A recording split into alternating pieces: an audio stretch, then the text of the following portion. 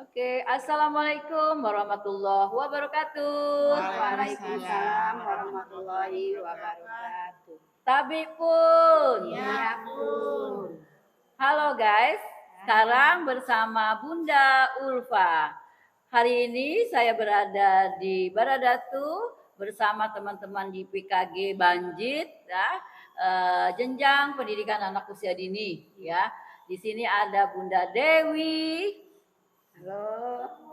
Ada Bunda Desak dan ada Bunda Nur. Nah, alhamdulillah pada siang hari ini kita bersama-sama dengan bunda-bunda hebat ini kita akan berbincang-bincang seputar implementasi kurikulum Merdeka yang saat ini sudah mulai digunakan di satuan pendidikan mulai dari jenjang PAUD, SD, SMP, dan SMA. Tentunya seperti apa dan bagaimana implementasi kurikulum Merdeka saat ini ya yang menggunakan pembelajaran paradigma baru. Baik, kita akan sapa dulu Bunda Dewi. Bunda Dewi bagaimana mendengar kurikulum Merdeka yang diingat apa ini? Yang sudah dipahami apa nih? Terkait kurikulum Merdeka yang Bunda pahami. Kalau menurut saya, kurikulum Merdeka itu sebenarnya tidak jauh-jauh dari kurikulum 13, K13. Iya, Kita betul. juga tetap masih memakai di sana. Hanya di sini kita itu bertumpu pada kebebasan murid gitu. Kita itu murid yang jadi ini kita. Jadi berpusat kepada murid ya, sesuai dengan kebutuhan dan perkembangan murid ya Bunda ya. Terkait kurikulum 2003 kurikulum Merdeka ini dengan pembelajaran paradigma barunya ya. Oke, ada poin lainnya yang terkait dengan kurikulum Merdeka ini yang benar-benar suatu hal yang baru. Gimana Bunda Desa? Kurikulum yang mempunyai karakteristik sesuai dengan lingkungan sekitar yang ada yang terdekat dengan kita. Jadi sangat lebih mudah anak-anak memahami, melihat langsung seperti itu. Kayaknya lebih bagus. Oke, jadi kurikulum Merdeka ini juga berorientasi pada lingkungan sekitar ya. Ya jadi benar-benar kontekstual ya. Kurikulum Merdeka ini yang bisa kita yakini jadi sehingga murid-murid itu belajar dari yang ada di lingkungannya dahulu. Oke, bagaimana Bunda Nur untuk implementasi kurikulum Merdeka untuk di sekolah Bunda Nur seperti apa? Iya, kalau saya Bunda untuk di sekolah itu saya terapkan kurikulum Merdeka karena menurut saya kurikulum Merdeka ini lebih simpel. Yang pertama. Yang kedua itu kita lebih bisa akrab dengan murid karena segala sesuatu kita selalu bermusyawarah dengan murid, tidak mengambil keputusan sendiri. Gitu. Oke, baik. Jadi lebih simpel, artinya lebih sederhana ya, dan juga mendalam karena memang kurikulum Merdeka ini kita menggunakan materi-materi yang esensial ya, yang selama ini kita gunakan di kurikulum 2013, lalu kita berpusatnya kepada murid, di mana mengembangkan kompetensi dan juga pengembangan karakter, gitu ya, setuju ya? Anak-anak lebih senang.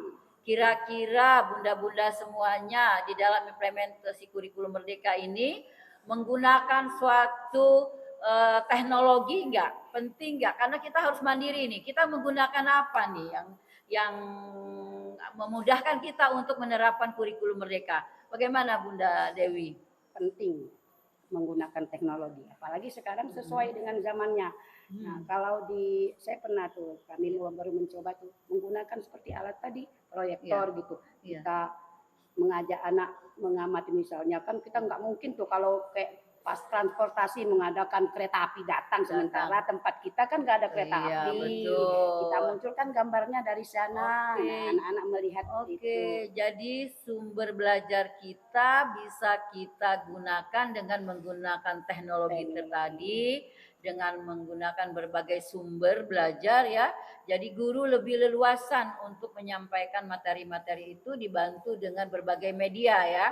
Nah, Bunda Desa, kita kan sudah diberikan nih platform Merdeka Mengajar. Kira-kira manfaatnya apa itu platform Merdeka Mengajar itu Bunda Desa?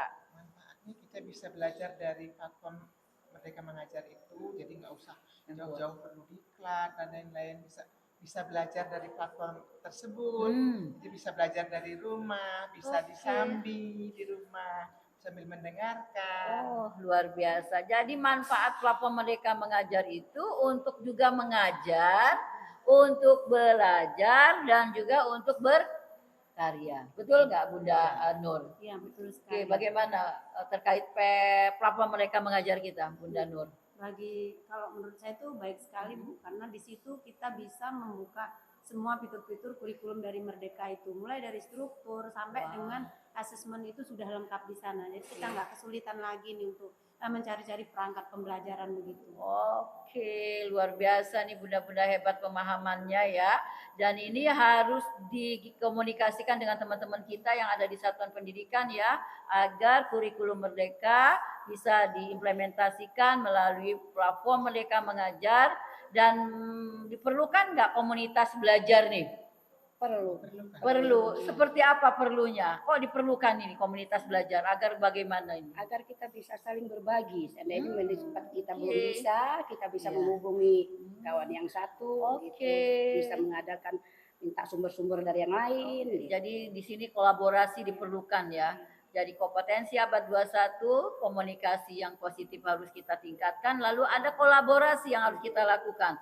Karena kalau bersama itu suatu masalah bisa kita selesaikan dengan baik ya. Oke, luar biasa. Terima kasih ini bincang-bincang singkatnya. Insya Allah bermanfaat bagi kita semua. Terima kasih Bapak Ibu yang sudah menonton video kami. Jangan lupa subscribe dan like and share-nya kepada teman-teman semua sehingga dapat kami melakukan program-program yang lebih baik dengan narasumber yang lebih hebat lagi. Dan bersama kami terima kasih Bunda Dewi, Bunda Desak, Bunda Nur. Sehat selalu. Insya Allah kita diberikan kesempatan ya untuk selalu memberikan layanan yang terbaik bagi siswa-siswa kita ya, bagi pendidikan kita yang ada di Kecamatan Baradatu ya, di sekolah kita masing-masing. Kita dapat berkontribusi di program Merdeka Belajar saat ini. Insya Allah kita beri kesehatan selalu dan dalam lindungan Allah Subhanahu wa Ta'ala. Terima kasih. Wassalamualaikum warahmatullahi wabarakatuh. Waalaikumsalam warahmatullahi wabarakatuh. Terima kasih. Sama-sama.